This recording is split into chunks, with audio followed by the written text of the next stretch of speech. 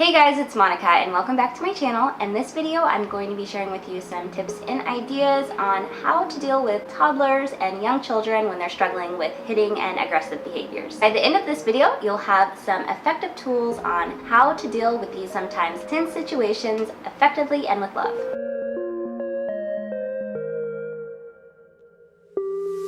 If you're new, welcome. My name is Monica. I am a mom of two and an RN. I offer parent-to-parent advice on how to raise our children gently and consciously. I truly believe the way to create a more peaceful world is with our own actions. If you are not already subscribed to the channel, I would love for you to consider doing so. I do post new videos twice a week on peaceful parenting, healthy living, and life with little ones. And be sure to hit the notification bell next to the subscribe button so you never miss a video. Okay, now let's get into how to peacefully deal with aggression and hitting. Number one, stay calm. When our children hit us or others, it can be very triggering.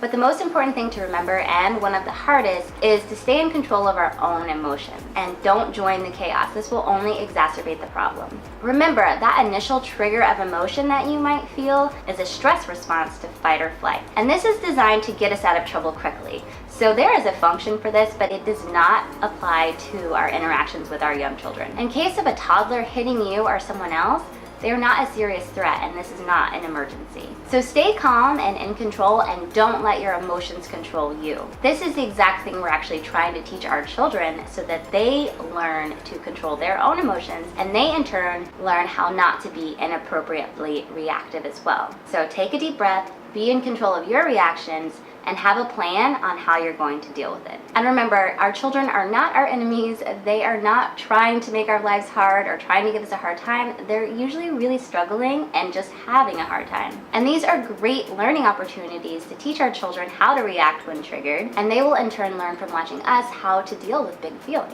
Hitting and aggressive behaviors in small children is an emotional response to feelings without having the brain development necessary to control those impulses. Next, remember to set the limit clearly and firmly. Tell them in a non-aggressive way, I won't let you hit. And if they continue to be a danger to someone else around them or themselves, then we need to restrain them with the lightest touch possible, ensuring that we are inflicting the least amount of harm possible. Next, we need to let them know that we care and listen to their concerns. We have to remember that we have to connect with them before we can get anything through to them. As much as we want to get into, you're hurting someone, that's not okay, and letting them know that this behavior isn't okay, they can't hear this message if they're still in fight or flight. Get on their level, look them in the eyes, and calmly listen to them and empathize with whatever the trigger was that caused the aggression. For example, you're really hoping you could play with that train and your sister won't let you.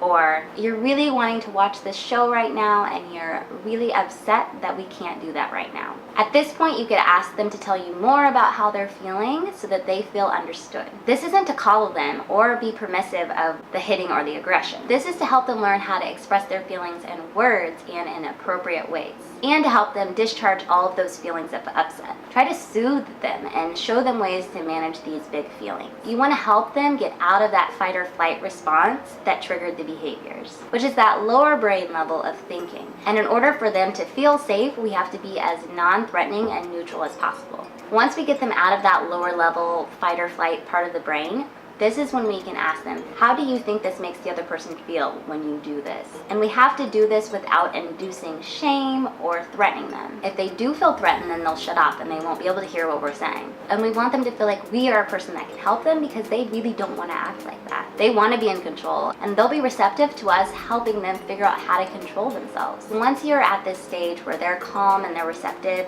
and they can empathize with the person that they've harmed, this is when we can help them work through how to solve the problem that caused the issue in the first place. We can give them tools. We can talk it out with them, give them different scenarios, ask them what they think they could do next time or what they think they can do differently or how they could have handled that a little bit better. If they're too young to give us these responses, then we can give them to them.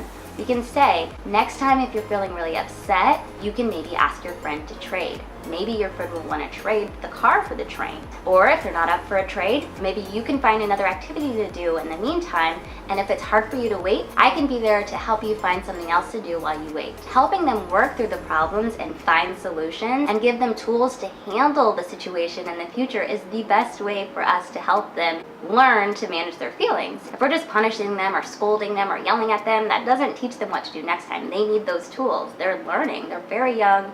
They have underdeveloped brains and they can't do it on their own. They are not going to just know these things. We have to help them. We have to give them that information. And if we don't have the information, if we don't have the tools, then we just continue to educate ourselves and learn more and more so that we can give them the tools so that they can grow up to be non-aggressive and effective communicators and problem solvers. Next, as parents, what we want to do is we want to evaluate the situation that triggered that behavior. Were they hungry? Were they tired? Were they in an unfamiliar environment and feeling really anxious? Maybe they haven't gotten enough one-on-one time with you lately and they are just feeling like they need more attention. Find the root causes of those behaviors and address the underlying needs of the child. Look specifically at what precipitated that specific situation and work on finding solutions to those problems.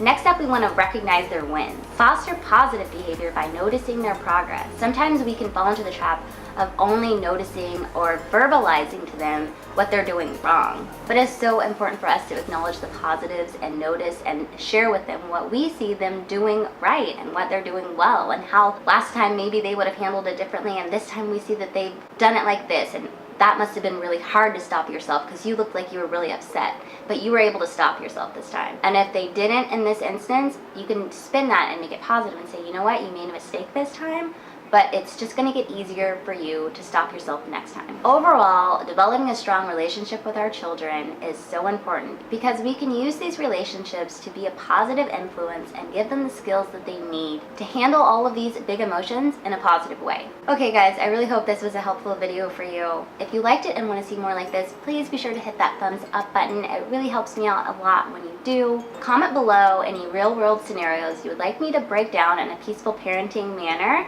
for future upcoming videos. Thank you so much for watching, and I will see you guys in the next one.